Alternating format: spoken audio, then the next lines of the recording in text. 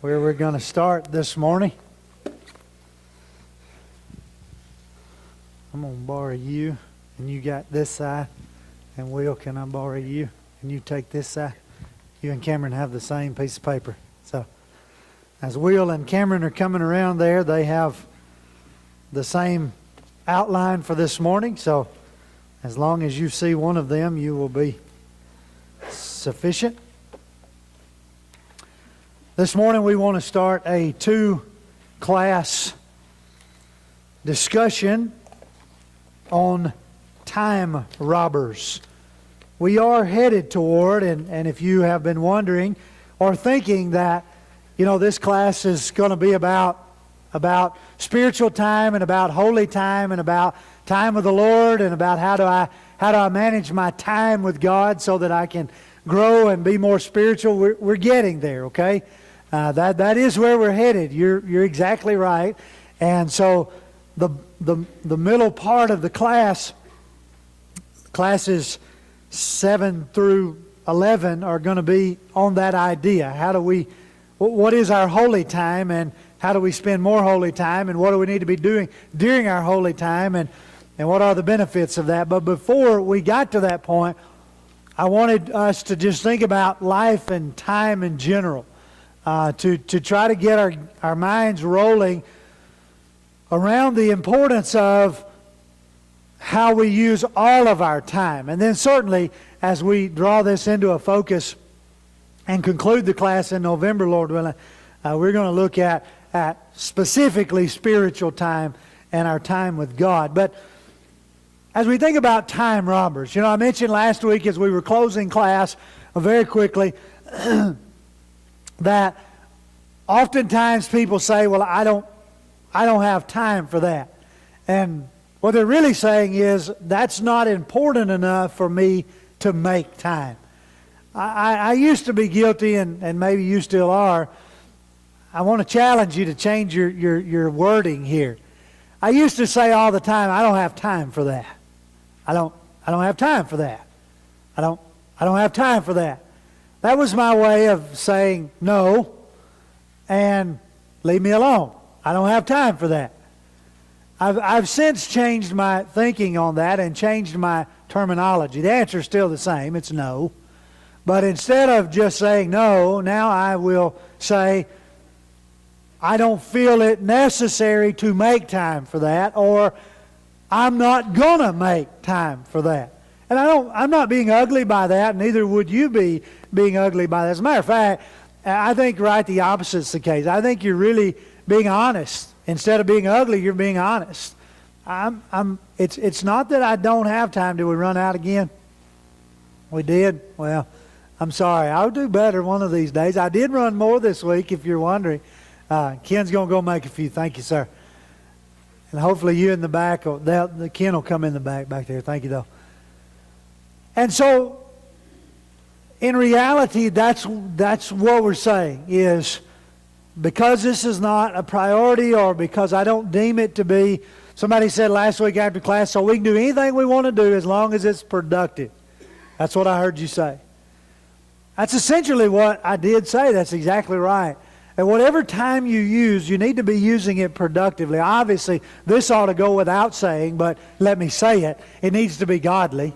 Whatever you do, it needs to be under the umbrella of righteousness. So if it's not righteous, you don't need to be doing it in the first place. And I'm not sure how you could call it productive if it's not holy. Okay? But let me say that so that you hear that, and then come in with this next line. Whatever you and I deem to be productive, then yeah, we need to analyze it and make sure that it is productive. And then as long as it's godly, as long as it's righteous, whatever we're doing, then certainly you and I have spent the time analyzing to know that this is what we need to be doing right now for this period of time. Unfortunately, in our world today, there are a lot of time robbers. There are a lot of things that steal our time. A lot of it is unnoticed. We just lose it, and boom, it's gone. I think about the teacher, and probably you've read the email. It's old, but I think about the teacher on the college campus that stood up in front of the class with a glass jar. And he filled the glass jar full of golf balls. And he asked the class, he said, "Is the jar full?" They said, "Yeah, the jar's full." He reached under his desk and he got out a bag of marbles. And he started putting marbles into the jar and kind of shaking the jar a little bit. And in the marbles went till the marbles got to the top. He said, "Is the jar full?" Well, the class is getting a little smarter now, so they're a little hesitant to say yes. Although they're looking at the jar and they're thinking, "Man, yeah, this thing's full." So they say, "Yeah, the jar's full." He reaches down under his desk and he gets out a bag of sand. And he starts to pour the sand into the jar and shaking it a little bit, and all that sand goes down in amongst those golf balls and those marbles. And he says, "Is the jar full?" And of course the class by this time, they just say, "No, it's not full." He says, "That's right." And he reaches down under his desk and he grabs a bottle of water and he starts to pour the water in the jar. And the point he was trying to make is that, listen, if you put the water in first, golf balls ain't going to go in too good.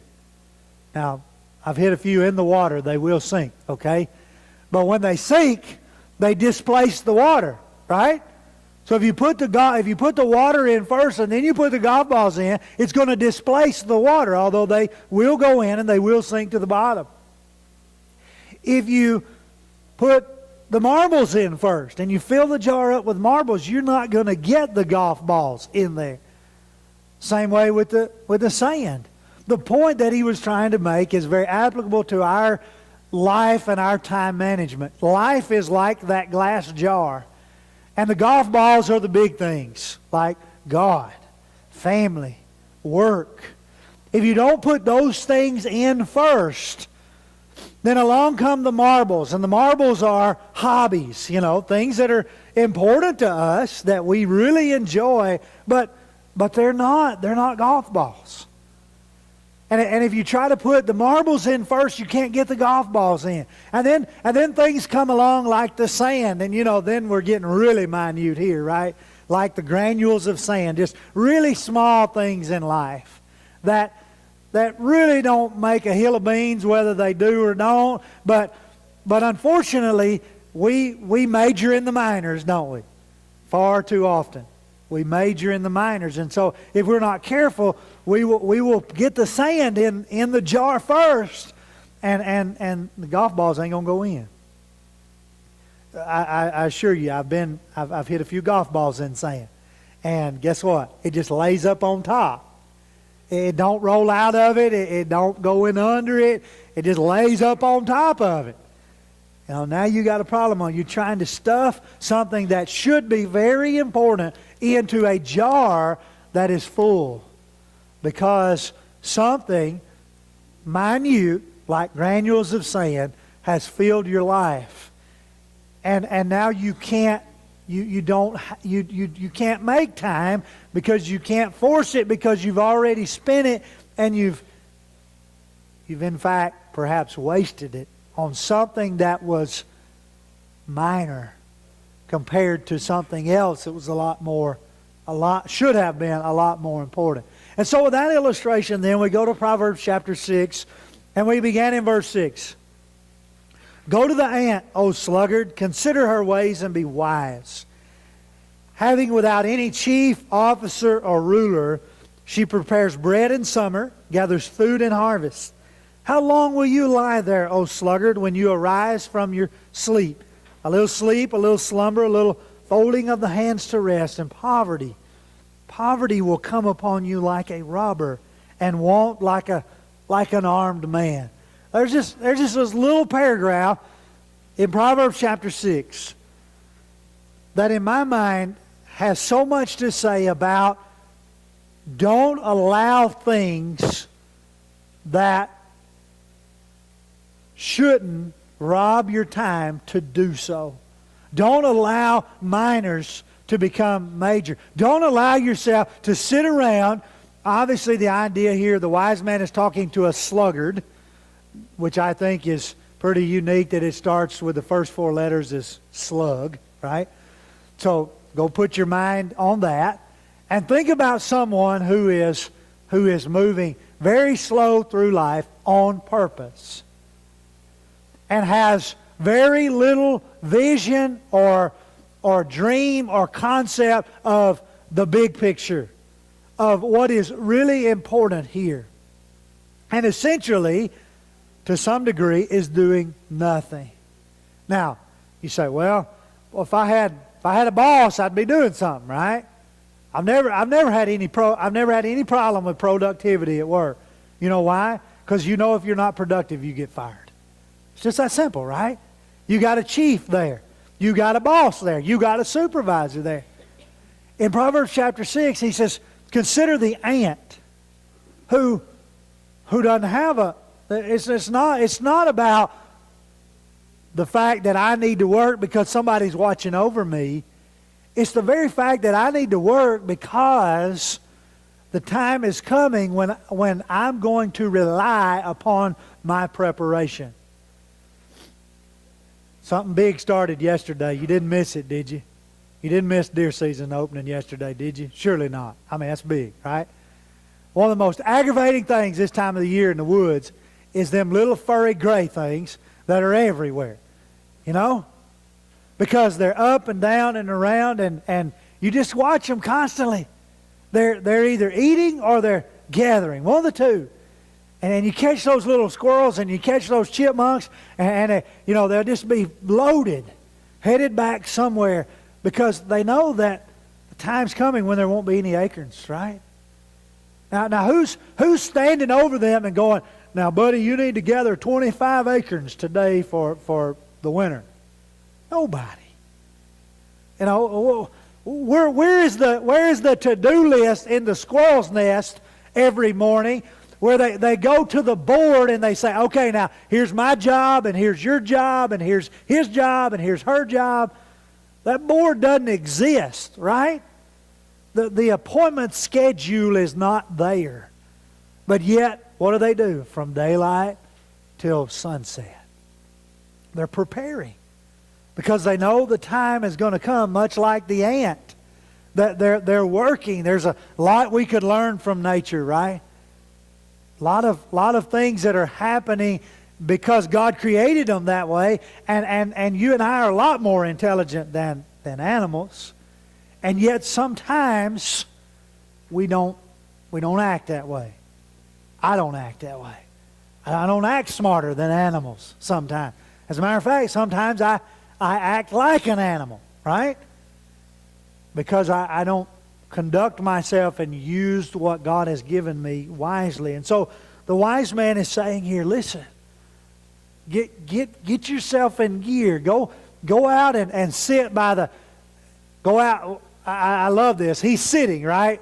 He's sleeping. He's slumbering. He's wasting time. And what does he tell him to do? He tells him to go sit some more.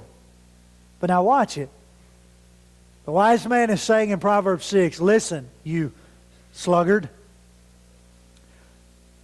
Go out and sit by the anthill and just watch the ant for a little while. Just go out there and do nothing but sit there and watch. And you know what we call that? We call that productive time, don't we? He's taking a man who's sitting there doing nothing, and he's asking him to do what? Go sit some more. And for you and I, we would go, okay, what part of this? If somebody's sitting doing nothing, they really need to get up and go do something, right? Well, he is. He's getting up and he's going to watch a real-life illustration that is hopefully going to impart some wisdom in his own life that he can then take and go and react like the ant. But realize that what he's asking him to do is go sit and watch. And because of that sitting and watching and observation, there is productivity there. You see, all of life is not productive because it's moving. Understand? Life is productive when we have carefully managed and know what is most important for now and what is coming next. What is most important for now and what is coming next. And as we decide how we spend life, realize that there are hundreds of things out there competing for our time. And I only want to spend 2 class sessions, and I only want to give you about 8 or 9. You got 4 of them here on your outline. As you look at there, I've listed 4. On the back of this page, from a website that's at the top, I would just call your attention to that, encourage you to read it. They list 8 time robbers there, and then they give 5 suggestions on how to eliminate those time robbers. And I want you to have that. I want you to be able to read that and think about what they're saying there. But I just want us to go through these first 4 and think about this for just a moment. What I want you to notice is that none of these things are wrong. Please get that. None of these 8, 9, I don't know how many we'll end up with. None of these things are wrong. It's not like time robber number 1 is living in adultery. Okay?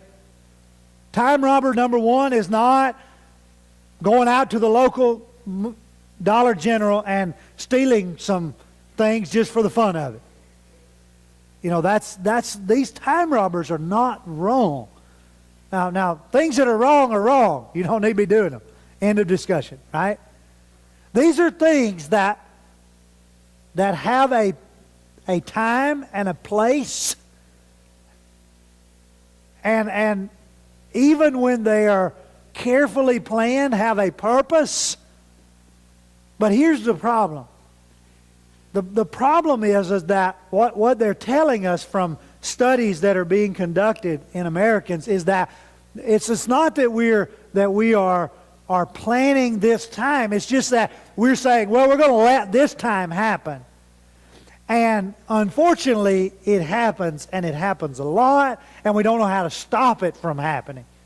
That's the problem. And so, before long, what should have been maybe 5, 10, 15 minutes, 30, turns into 2, 3, 4, 5 hours. And remember now, those of you that's been with us since the first class, remember we're working with a limited number of hours to start with. We're not working with 24 hours. We're working with, some of us are only working with 4 or 5 a day. And so if you're talking about allowing something to rob your time 2 or 3 hours, well, that's over half of it. Half of your time in that day that you chose what to do. Now remember, we took out work and we took out sleep, and then for some of us we have young children, we have obligations there, so we take out that time. And what we do is we just cut into 24 all the way down to for what some of us have got 7 or 8 hours a day. Some of us got 15. I had a lady tell me last week, she said, well, I'm telling you, I got some work to do because I've got 14, 15 hours a day. Now, that's a pretty good chunk, right? I'm going to be held accountable for what I do with those hours. And so, what I want you to think about with these time robbers, number 1, things that lack no application to life. Give me an example.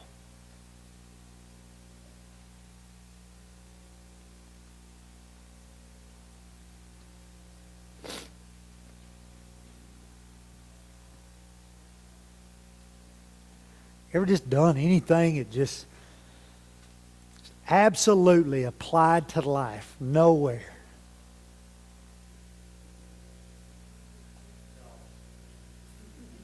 Golf. For you, that's exactly right. I would agree 110%. It would apply 0 for you. It has no application. Now, I feel differently. Let the record show. But mine and Denny's life are different, right? And what he said is a true statement. It has no application for him. Playing golf would be a waste of time for him. It absolutely would. He wouldn't enjoy it. it wouldn't be relaxing, trust me. Whoever he's with would be so mad at him by the time they got done that they would probably not like him anymore. I mean, we were trying to find out now what would happen is that whoever he's with and him would get to spend some time together, and their relationship might be tried and true more than it was before, but that's not the best way, you see. And then he knows that. He knows that's not the best way for him to spend his time, because it doesn't have any application. Even if I could do all I could to try to convince him that it would help his relationship with whoever he was with, and give them some time together in a secluded, private setting of sorts, his response to that would be, well, yeah, but I could do that other places, and it wouldn't cost me near as much, and we would all enjoy it a lot more, and he would be exactly right. Right? So with that in mind, then, what is it in your life that you find yourself doing that has no application for your life, for you? And here's how you boil this down, or here's how you analyze what that is. It is things that you do either, number one, just to say you've done it. I'm just going to do this to say I done it. I don't know who wants you to be able to say you done it. I don't know why you want to be able to say you done it. But I'm tired of not being able to say I've done this, so I'm just going to do it so I can say I've done it.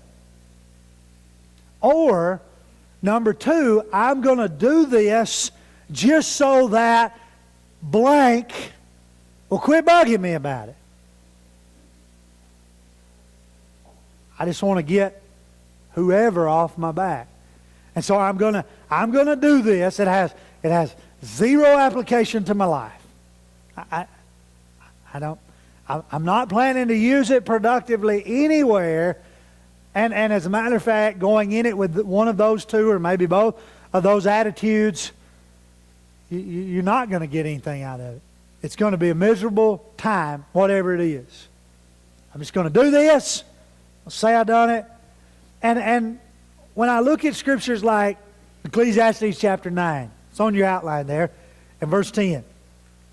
Whatever your hand finds to do, do it with your might, for there is no work or thought or knowledge or wisdom in Sheol to which whatever your hand finds to do. Now we know what Colossians 3:17 says, whatever you do in word and deed, it all needs to be holy and righteous. And so I'm not saying to do something wrong just to get somebody off your back. That's not what I'm saying at all.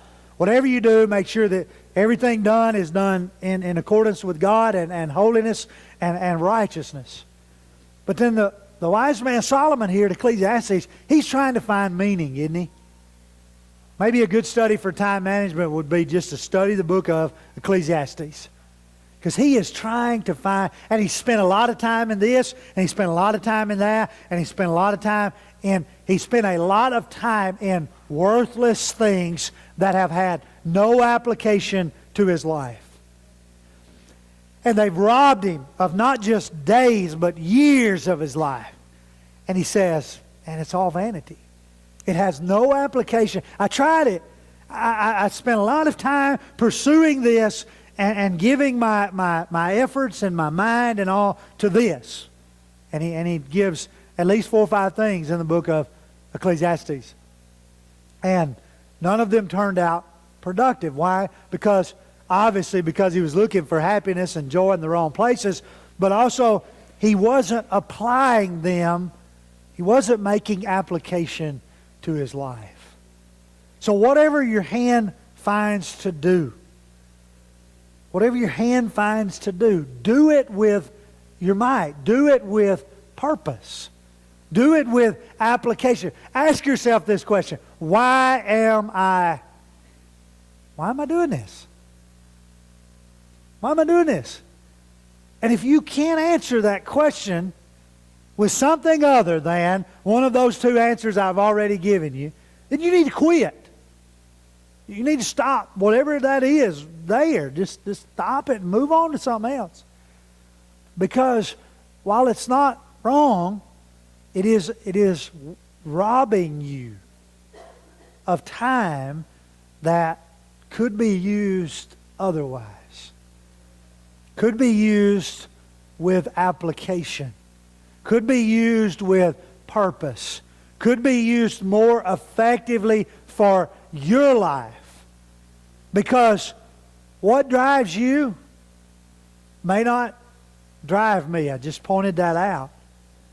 And so what you see as applicable, I may think, I just really don't see any purpose in me going and sitting down at a sewing machine. I just ain't going to work for me. Sorry, ladies. It just ain't going to work for me. My mama can spend hours at a sewing machine, and lo and behold, clothes can come out. Right? I mean, nice things can come out. My mother could actually probably sell some of that stuff. Of course, she just, gives it to the grandkids, and we're thankful for that. But she could probably make a hobby out of that, and it'd have some financial application. She loves to do it. She loves to sit there and do it. And for her, that's what. But for me, I would be like Denny on a golf course. I would be battered and bruised and hurting, and it would have wasted a lot of money, and it wouldn't be no good for me at a sewing machine.